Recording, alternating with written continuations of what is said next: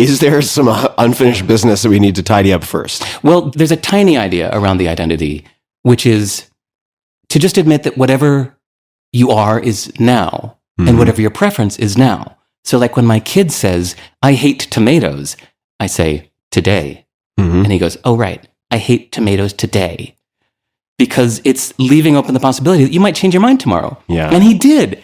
I hate olives. I hate olives so badly. You, Derek. Okay. And he picked this up from me, right? So he's like, I hate olives too, but he was just imitating me. And then we went to Subway one day. I was so proud of him. He walked up to the counter and he said, I would like olives. And they said, do you want anything else? He said, ham, just ham and olives.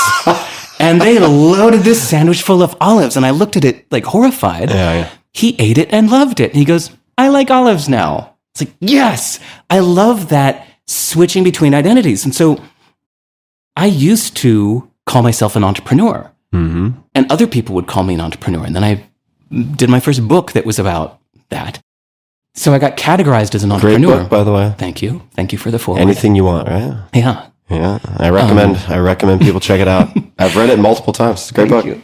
I love that you did the forward. Yeah. Thank you for that. Yeah, you're welcome. But for years, I kept calling myself an entrepreneur until one day I realized, like, wait a second, this is expired. Like, somebody who was an athlete in high school can't keep calling himself an athlete forever. Yeah, I've learned that one. You have to keep earning that title or it expires, right? Same thing with being a good friend. Yeah.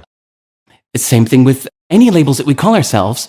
You can't just keep using that forever. Yeah. You have to keep it up or it expires. So if you realize that your previous identity is expiring, you have the choice then of either admitting, like, I was an entrepreneur, I was a musician, or if you don't want it to expire, well, then you need to do something about it. And like go actively be a good friend, not just keep calling yourself a good friend, or go actively be an entrepreneur if you want to keep calling yourself that. So I may be skipping ahead because I do like mixing tangents. Great. But that's the nature of conversation, especially when you have go-go gadget tea and scotch involved. So we were talking about this the other night at dinner.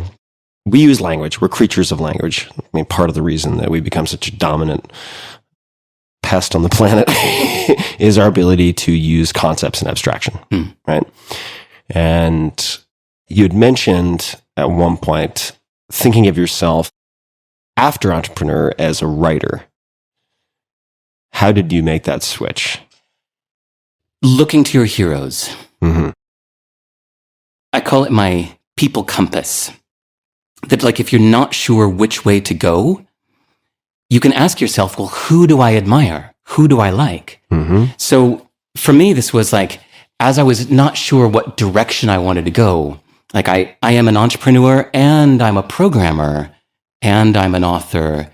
I actually thought about it in that order, maybe programmer first, entrepreneur, and then writing seemed to be something I was doing as just like a waste product. A metabolite of your other focus. It was like, and as I'm doing my thing, if I learn some lessons, there, I just put them into writing. Yeah. But then I noticed that all of my heroes were authors. These were the people I looked up to the most. And that helped me realize my values.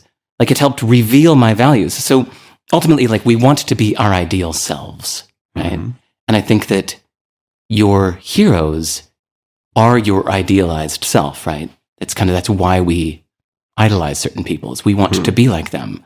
So that kind of reveals what your values are. So in that moment, I went, oh my God, that's right. In my heart, I'm actually more of an author. And programming is fun. I love programming. I love what it empowers. And I think we're going to talk about that later. And I'm not an entrepreneur anymore. So in that moment, I was like, that's it. I'm really an author now, aren't I? Wow. That feels weird to me. I never thought of myself as an author.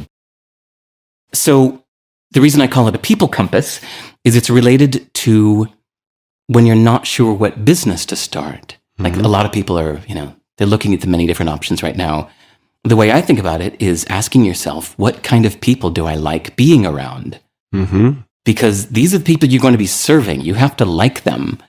So you want to love your customers and love serving them because ultimately, even if it's the money, what you really, really want is the emotional fulfillment, right? Yeah, totally. So you might get lucky by strategically choosing an industry or a market that's on its way up and you might get really lucky and become a billionaire doing something. But what if your customers are jerks, right? Like, would you be happy getting rich running an all-night vaping store? If you think of the kind of customers that would come into your all-night vaping store, are these the people you want to serve? And would you be happy even if you made $1 million doing that? I think you'd feel pretty mixed about it. I'm a little embarrassed to tell you about my new startup then. Right.